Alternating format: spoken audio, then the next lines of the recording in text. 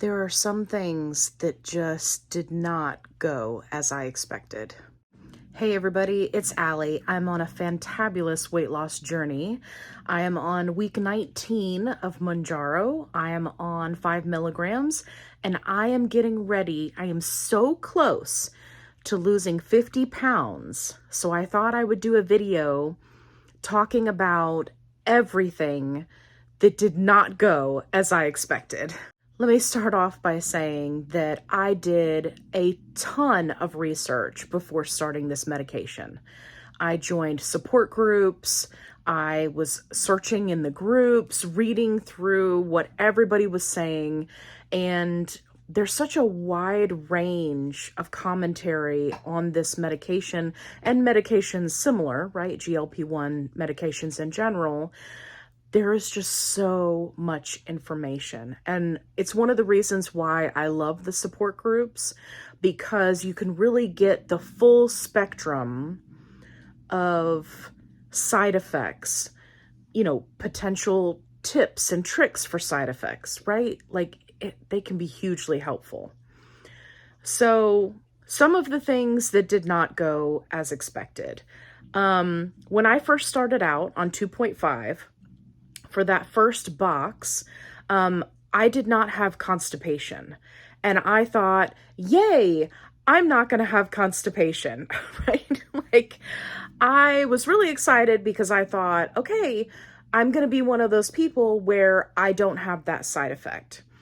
That was not the case. If you've seen my video that I posted on the cure for constipation, then I have only just recently been cured of the constipation and am now living my best life, going regularly and normally, and feeling okay about that side effect in general. I really thought that when you take the medication, whatever side effects you have, that's what you're going to have, right? What I didn't realize is that every week that you take the medication is going to be different. And I think that this is something that just comes with time.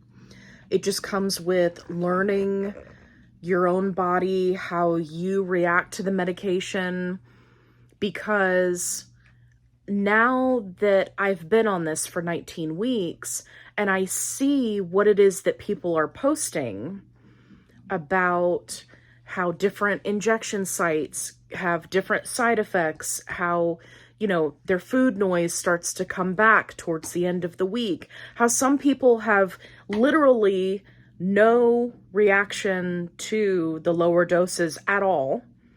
No side effects, nothing. They feel like they're injecting themselves with water and they don't have any reaction to it until much higher doses. I really thought from my previous experience taking other kind of, regular medicines, I really thought that every week was going to be the same, right? That there would be this level of consistency in the medication. It's not like that at all. I could be in the middle of a month on a dose and have a week where I'm just starving, like hungry all the time. And then the very next week, it's like super appetite suppression. And a lot of that I've learned over time has to do with the injection site and the bioavailability of the medication as it's absorbed from that site.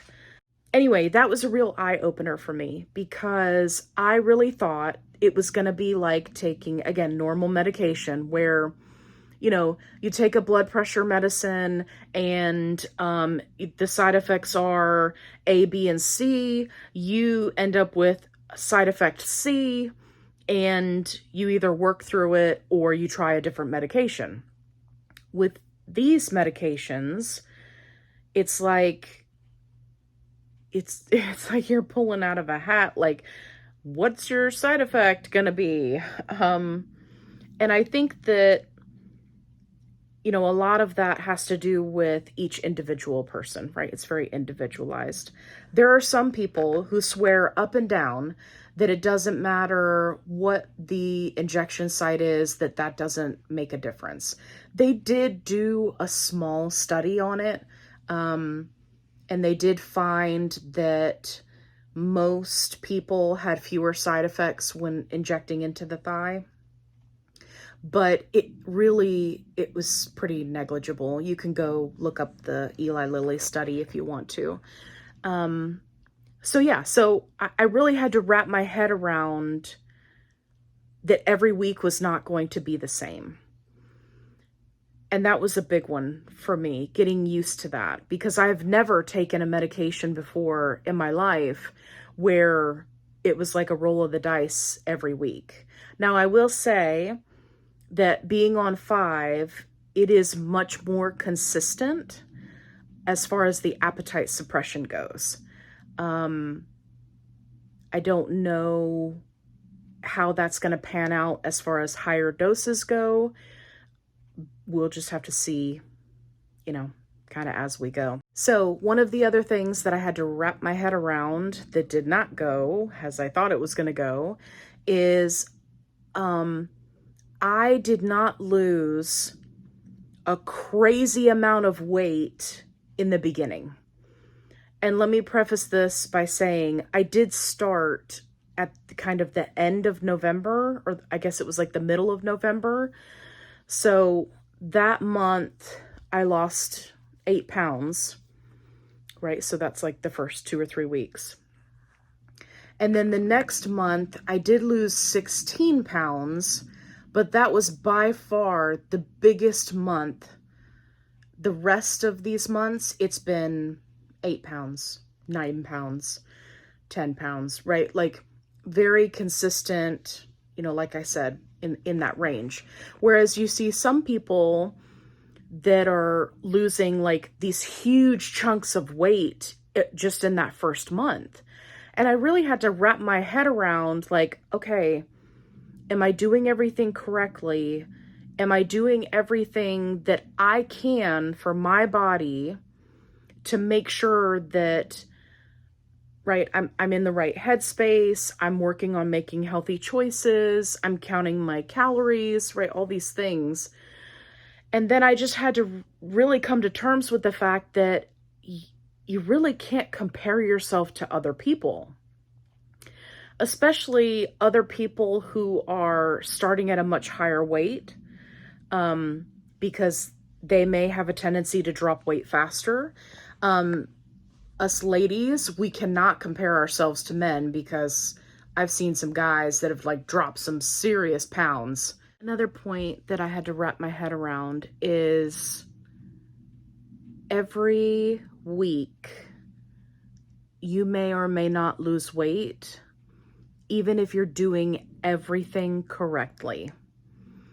Now, the one caveat to this is if you are gaining chunks of weight, right, like 3, 4, 5, 6 pounds, then you definitely want to take a look at your calories because something is going wrong somewhere. But you may or may not lose weight, even if you're doing everything right. And there were times when I would do my weigh-in, lost no weight, and then the next week lost 3 pounds, right? So I really had to wrap my head around, okay, this is not a linear process.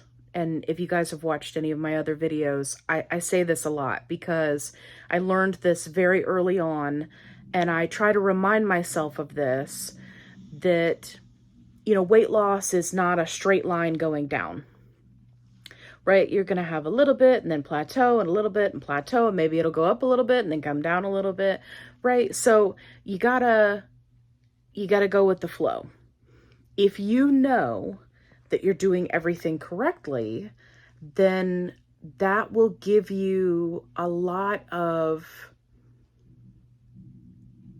motivation to keep going, even if you're not losing weight. The other thing that I've been trying to remind myself of lately as I incorporate more weights into my workout routine is there may be weeks that I don't lose weight because I'm gaining muscle. And that's one of the reasons why it's really important that you have a scale that can show you your body fat percentage, even though it's not going to be 100% accurate. Because you may find that your weight stays the same, but your body fat percentage actually drops. Or maybe you need to take the measurements, right? So maybe your weight stays the same, but if you check your measurements, you actually lost a couple of inches, right? As your body is kind of reshaping itself.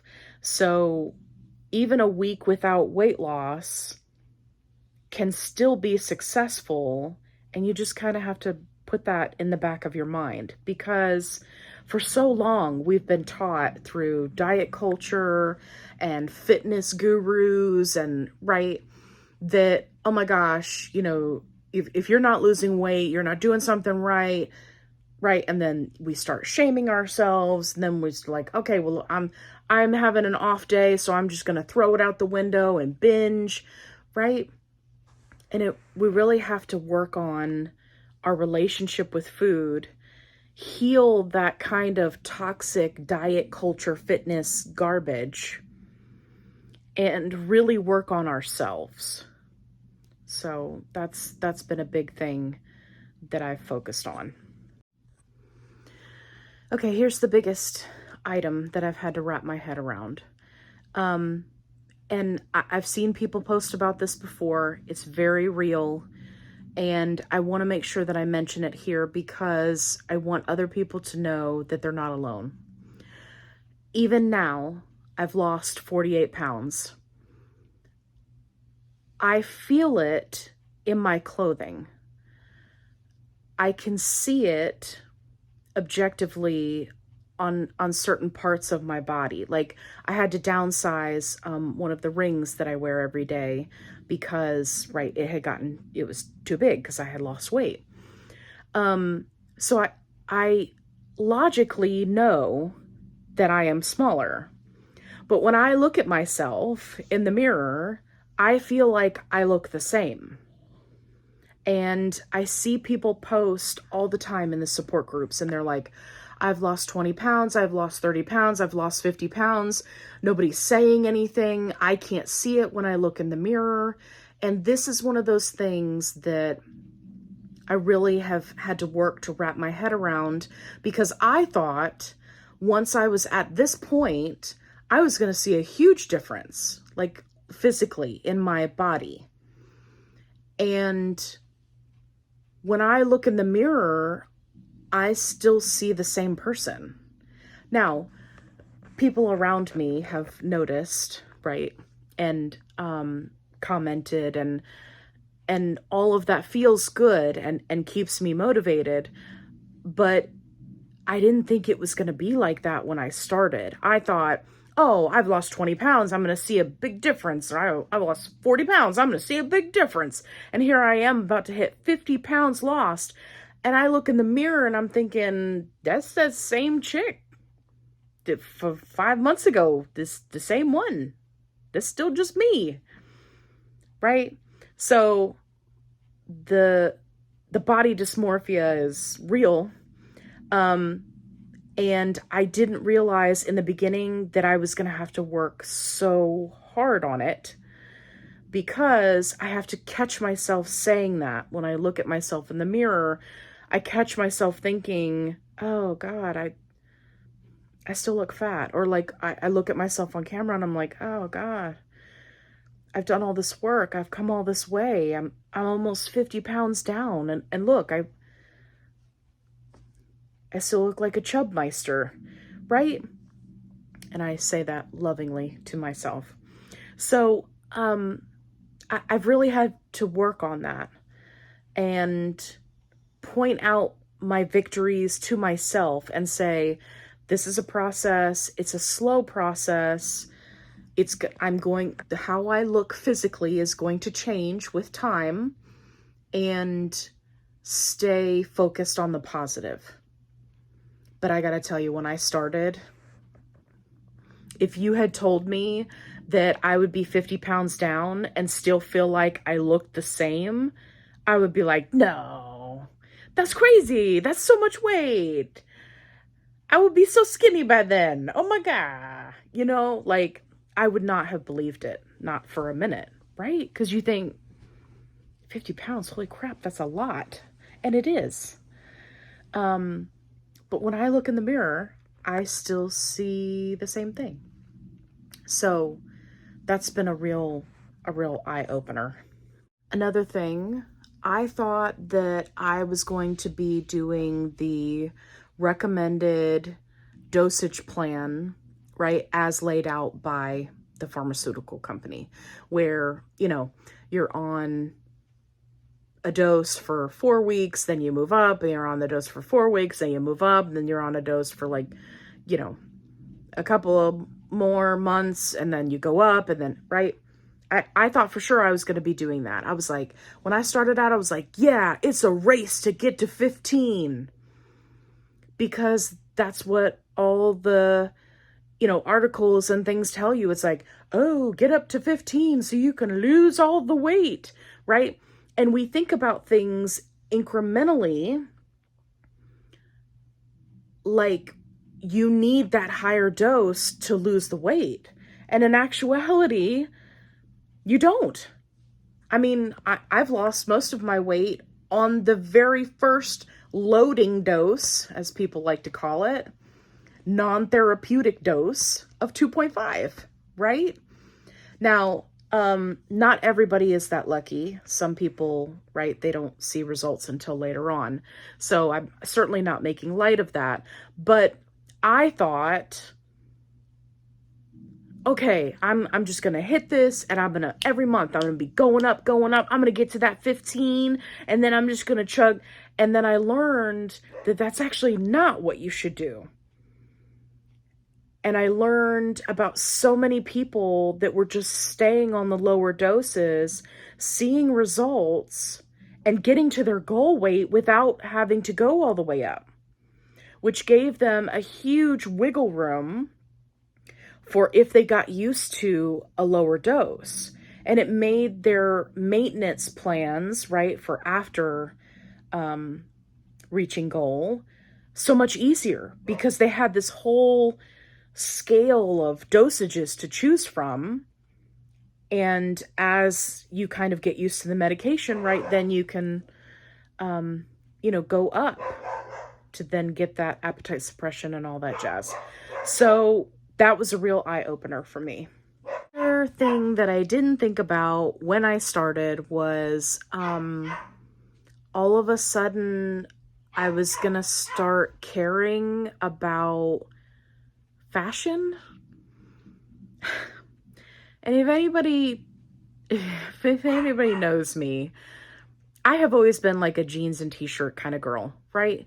Well, partially that's because I've always been on the larger side, so it's very comfortable.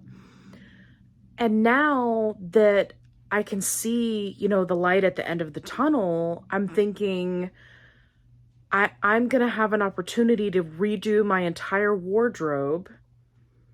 What do I not like about my wardrobe? What would I change? What would I like to do going forward? I watch those TikTok videos where people do the color analysis, right? I'm currently working on growing out my hair, which, you know, for those who are losing hair on Mounjaro, I'm so sorry.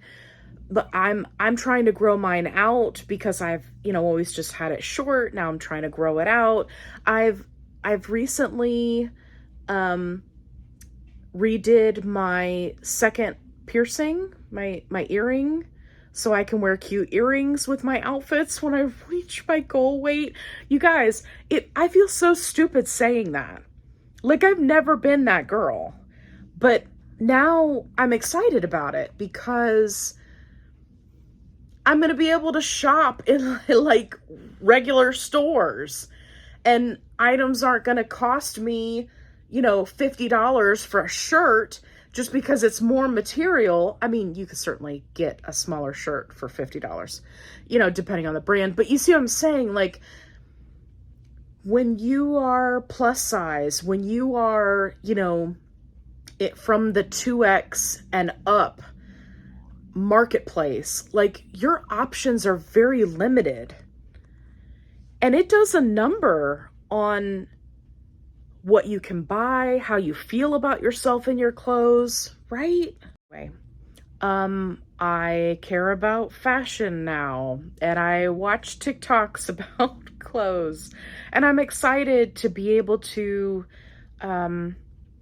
completely revamp my wardrobe and see where that takes me. I like to sew, so I plan to make some of my favorite items smaller when the time comes. Yeah, it's just going to be really interesting, and I'm really excited about that, and I did not anticipate that in the beginning. Another thing that I did not anticipate was trouble sleeping or getting comfortable, but it doesn't have anything to do with the medication. So I didn't realize how much padding my body had to get comfortable when, you know, it was time to go to bed, or like laying down to watch a movie, or even just sitting in my desk chair for extended periods of time, right? Like, my fluffiness protected me before, and I'm losing that, and I'm feeling it. Mind you, I have like one of those, you know, cushions that you see the commercials for, right? Like, I have a good desk chair. I mean, it's not like anything crazy, but I've got a mattress topper that's, you know, a billion inches thick. It's right. Like, I have all the things except for the fluff on me that I've lost. And now I've had to learn how to get comfortable. If that makes any sense. I hope that makes sense. Anyway, I did not anticipate that. That was a new one for me. That one's weird. I'm still dealing with it. There are people that post in the Facebook groups about how their tailbones hurt, and, you know, they wake up and like their joints hurt because they're so much smaller. And I'm like, oh gosh, I'm gonna have to deal with that. I did not anticipate that I was going to suddenly start identifying toxic diet and fitness culture in things that other people say around me.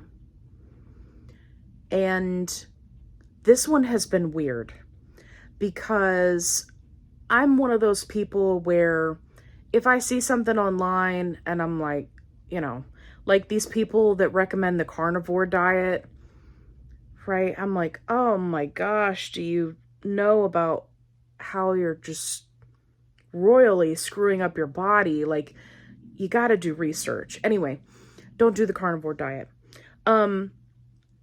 But I see things online and I'm like, okay, I'll just scroll on past, right? Like, I don't pick a fight with people. But around me, right, coworkers, family members, they say things and I can very easily identify, oh, that sounds like, you know, like toxic diet culture gibberish. Oh, that sounds like, you know, fitness guru garbage. I just made that up. I need to put that on a shirt. Fitness guru garbage.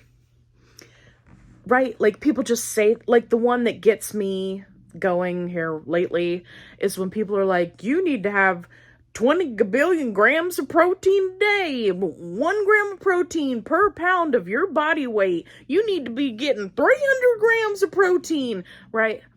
Like, I'm like, oh God, I know I know you saw that on a TikTok video with some buff dude that's ripped out, who's got no neck because he's just got traps, right? And he's like, you need to make sure you get a billion grams of protein, right?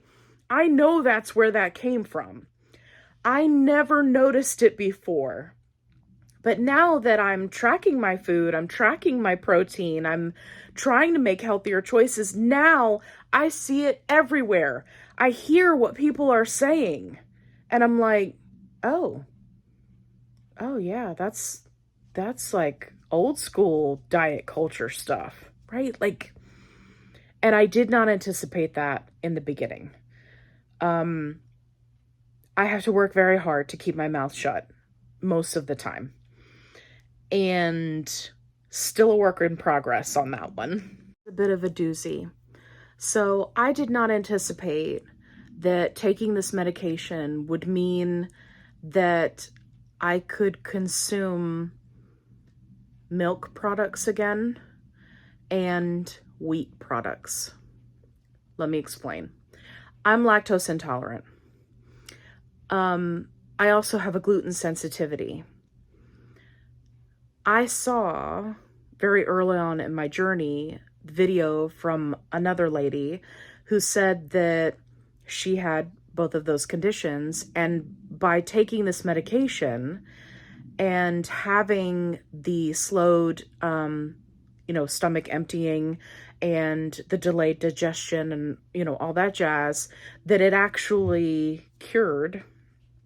I say that loosely, that was her term, not mine. That sensitivity and the, I guess technically sensitivity to both.